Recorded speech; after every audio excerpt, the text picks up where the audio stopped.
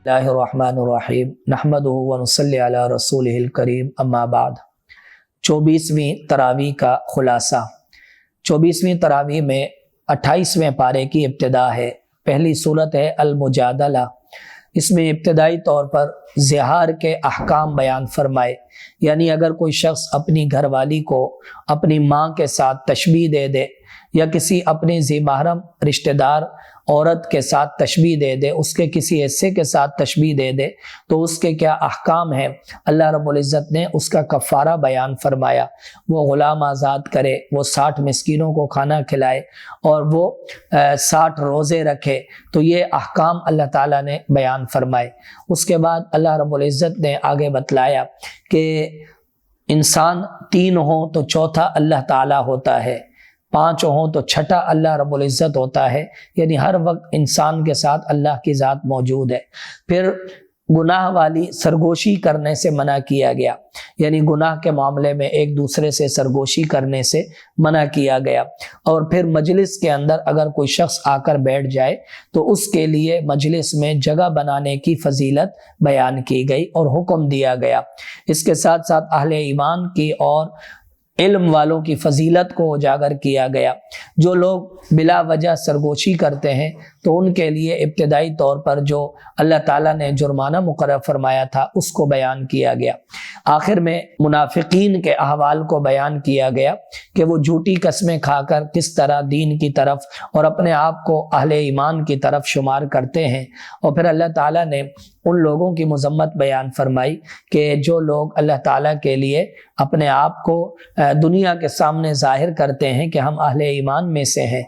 फिर बतलाया गया कि जो सही मानों में मुसलमान हैं, अल्लाह और उसके रसूल से मोहब्बत करते हैं, तो वो कभी भी अल्लाह और उसके रसूल के दुश्मनों को अपना दोस्त नहीं बनाएंगे, अगरचे वो उनके अपने करीबी रिश्तेदार ही क्यों ना हो।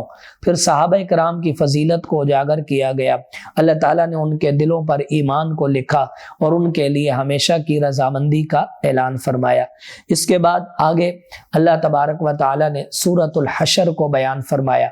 इसमें इब्तिदाई तौर पर बनु नज़ीर एक यहूदियों का कबीला था, मुसलमानों के खिलाफ साजिशें करता था, तो उनके खिलाफ जो जिहाद हुआ, मुसलमानों ने उनके साथ जिहाद किया और उसके साथ साथ उनके दरख्तों को जलाया, उनके दरख्तों को काटा, माले गनीमत हासिल किया। फिर वो माले गनीमत किन किन लोगों का हक है तो इसे बयान किया गया।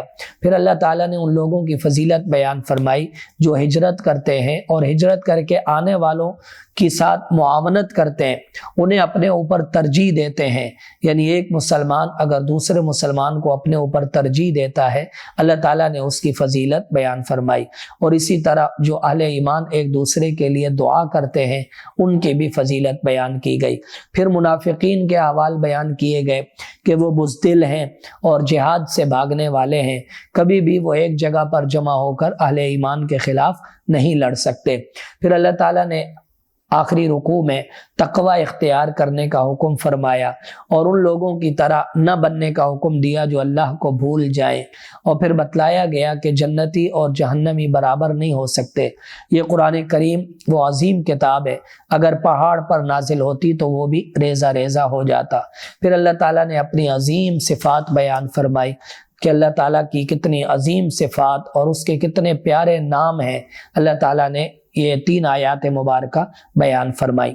उसके बाद आगे सूरह अल मुम्तहिना है और इसमें इब्तिदाई तौर पर अल्लाह ताला ने अपने दुश्मनों को दुश्मन ही बनाने का हुक्म दिया और उनसे मोहब्बत और दोस्ती न करने का हुक्म फरमाया।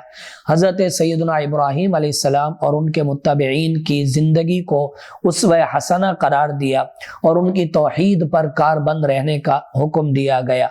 फिर उसके बाद उन लोगों के साथ अच्छा सलूक करने का हुक्म दिया गया जो हैं तो गैर मुस्लिम लेकिन अहले ईमान के ख़िलाफ़ कोई साजिश नहीं करते, और जो लोग अहले ईमान के ख़िलाफ़ साजिश करते हैं तो उनके साथ दोस्ती करने के साथ से मना फरमाया गया। پھر بتلایا گیا کہ اگر کفار میں سے کوئی عورت مسلمان ہو کر مسلمانوں کے پاس آ جاتی ہے تو اس عورت کو واپس نہ کیا جائے، بلکہ اس کی جگہ پر اس کا جو مہر وغیرہ دیا گیا تھا وہ واپس کیا جائے اور اس عورت کے ساتھ خود نکاح کر لیا جائے۔ نبی علیہ الصلوۃ والسلام کو اہل ایمان میں سے عورتوں کے ساتھ بیعت کرنے کا حکم دیا گیا کہ آپ ان عورتوں سے بیعت فرمائیں۔ چند عورتیں اللہ کے نبی کی خدمت میں آئیں تو نبی علیہ السلام کو حکم دیا گیا کہ آپ ان کے ساتھ بیعت فرمائیں کہ وہ شرک نہیں کریں گی، وہ زنا نہیں کریں گی، چوری نہیں کریں گی، اولاد کو قتل نہیں کریں گی، ایک دوسرے پر بہتان نہیں لگائیں گی۔ تو یہ احکام یہاں پر بیان کیے گئے۔ اس کے بعد آگے سورہ الصف کو بیان فرمایا۔ اس میں ابتدائی طور پر اللہ تبارک و تعالیٰ کی حمد و ثنا ہے، پھر وہ ایسی بات کہنے سے منع کیا گیا کہ جس پر انسان عمل نہ کرے، اور پھر اس کے ساتھ مجاہدین کی عظمت کو بیان فرمایا جو سیسا پلائی دیوار بن کر اللہ کے راستے میں جہاد کرتے ہیں۔ حضرت موسیٰ علیہ السلام کو تکلیف دینے والی قوم کا ذکر کیا گیا، حضرت عیسیٰ علیہ السلام کی بعثت کو بیان کیا گیا، اور انہوں نے نبی علیہ الصلوۃ والسلام کے بارے میں جو نام لے کر بشارت دی کہ میرے بعد ایک ایسے نبی آئیں گے جن کا نام احمد ہوگا، تو اس بات کو بیان کیا گیا۔ اسلام کو نور قرار دیا گیا، اور یہ اللہ رب العزت کی طرف سے انعام ہے، اور اسے بیان کرنے کا حکم دیا گیا اگرچہ کافروں اور مشرکوں کو ناپسند ہو۔ پھر اس کے بعد دوبارہ جہاد کرنے کو اللہ رب العزت نے عظیم تجارت قرار دیا جو کہ نجات دینے والی ہے، اور پھر اس کے ساتھ جنتیوں کی اہمیت اور انہیں ملنے والی نعمتیں بیان کی گئیں، اور پھر آخر میں حضرت عیسیٰ علیہ السلام کا اپنے حواریوں سے جو مکالمہ ہوا اور اللہ کے دین کی مدد کرنے کا جو انہوں نے پیغام دیا، اس بات کو بیان کیا گیا۔ آگے سورہ الجمعہ ہے۔ سورہ جمعہ میں اللہ رب العزت نے ابتدائی طور پر اپنی حمد و ثنا بیان فرمائی، نبی علیہ الصلوۃ والسلام کے فرائض منصبی بیان کیے گئے کہ آپ کا کام تزکیہ نفس ہے، تعلیم اور تربیت ہے، اور آپ جو ہے وہ انسانوں کو جو ہے قرآن کریم کی اور حکمت کی تعلیم دینے کے لیے تشریف لائے۔ اس کے ساتھ ساتھ اللہ رب العزت نے ان لوگوں کی مذمت بیان فرمائی کہ جو یہودی ہونے کے باوجود اپنے آپ کو اولیاء اللہ قرار دیتے تھے، اور پھر اللہ تعالیٰ نے ان سے فرمایا کہ اگر تم اولیاء اللہ ہو تو پھر ذرا موت کی تمنا کر کے دیکھو، حالانکہ تم موت سے بھاگتے ہو۔ اگلے رکوع میں اللہ تعالیٰ نے جمعہ کی طرف چلنے اور دوڑنے کا حکم فرمایا، خصوصاً جب جمعہ کی اذان ہو جائے تو فرمایا کہ تجارت کاروبار چھوڑ دو اور جمعہ کے لیے دوڑ پڑو، اور پھر اس کے ساتھ ساتھ اللہ تعالیٰ نے فرمایا کہ جب جمعہ کی نماز ہو جائے تو دوبارہ رزق کی تلاش میں نکل پڑو، یہی تمہارے لیے زیادہ افضل اور بہتر ہے، اللہ تعالیٰ بہترین رزق دینے والے۔ اس کے بعد آگے سورہ المنافقون ہے۔ اس میں منافقین کی چند سازشوں کو بیان کیا گیا۔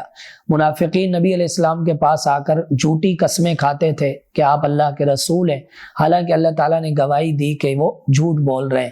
پھر وہ نبی علیہ الصلوۃ والسلام کے بارے میں طرح طرح کی باتیں کہا کرتے تھے۔ جب ان کو دعوت دی جاتی کہ تم رسول کے پاس آؤ تو وہ آنے سے انکار کر دیتے تھے۔ اسی طرح اہل ایمان پر نبی علیہ السلام کے ساتھیوں پر خرچ کرنے سے منع کرتے تھے، ان کو ذلیل قرار دیتے تھے، تو اس کی مذمت بیان فرمائی گئی۔ اس کے ساتھ ساتھ اللہ تعالیٰ نے فرمایا کہ تمہارا مال، تمہاری اولاد تمہیں اللہ کی یاد سے غافل نہ کر دے، جو شخص ایسا کرے گا وہ خسارے میں ہوگا۔ پھر اللہ نے اپنے رستے میں مال خرچ کرنے کا حکم فرمایا، اس سے پہلے کہ موت کا وقت آ جائے اور انسان کہے کہ کاش آج میں مال خرچ کرتا اور میں بھی نیک لوگوں میں شامل ہو جاتا۔ اس کے بعد آگے سورہ التغابن ہے۔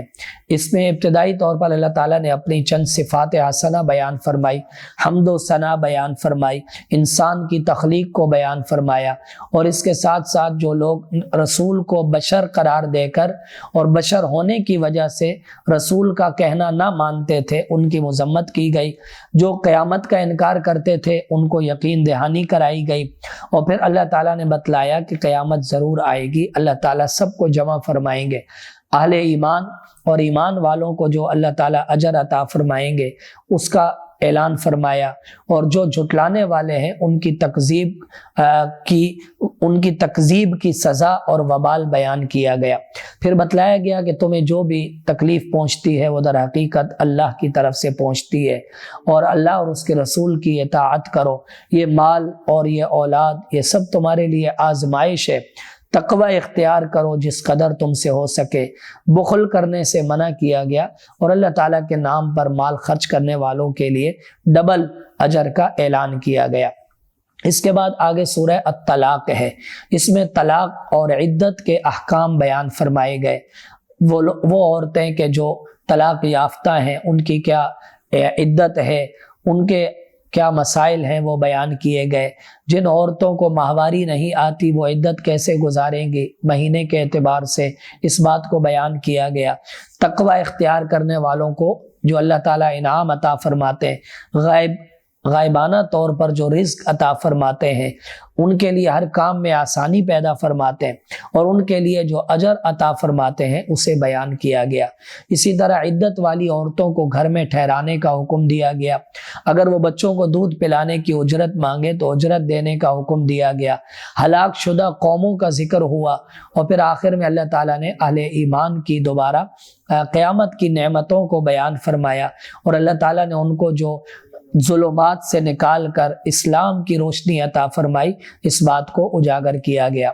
آگے سورہ التحریم ہے، اس میں نبی علیہ الصلوۃ والسلام نے ایک مرتبہ ازواج مطہرات کے گھروں میں جانے کی وجہ سے شہد کو اپنے لیے حرام فرما دیا، تو ابتدائی طور پر نبی علیہ السلام کو اپنی قسم توڑنے کا حکم دیا گیا اور اس کا کفارہ ادا کرنے کا حکم دیا گیا۔ پھر نبی علیہ الصلوۃ والسلام کے لیے اعلان ہوا کہ اللہ رب العزت جبرائیل علیہ السلام اور دیگر اہل ایمان یہ نبی علیہ الصلوۃ والسلام کے معاون ہیں۔ پھر اس کے ساتھ ساتھ اچھی صفات رکھنے والی عورتوں کی اہمیت اور فضیلت کو اجاگر کیا گیا، اور پھر نبی علیہ الصلوۃ والسلام کے ذریعے سے بتلایا گیا کہ اے ایمان والو، اپنے آپ کو اپنے گھر والوں کو جہنم کی آگ سے بچاؤ، جس کا ایندھن وہ پتھر ہوں گے اور انسان ہوں گے، اور ایسے فرشتے مقرر ہوں گے جو بہت سخت ہوں گے۔ پھر اللہ تعالیٰ نے توبہ نصوح اختیار کرنے کا حکم دیا، یعنی پکی توبہ کرنا، پھر اس کے لیے جو اجر عظیم ہے اور قیامت کے دن جو اہل ایمان کا نور ہوگا اسے بیان کیا گیا۔ پھر ایمان والوں کے لیے اللہ تعالیٰ نے دو مثالیں بیان فرمائی۔ کفار کے لیے حضرت لوط علیہ السلام کی گھر والی کی مثال بیان فرمائی، نوح علیہ السلام کی گھر والی کی مثال بیان فرمائی، اور اہل ایمان کے لیے اللہ تعالیٰ نے فرعون کی گھر والی کی مثال بیان فرمائی۔ وآخر دعوانا الحمدللہ رب العالمین۔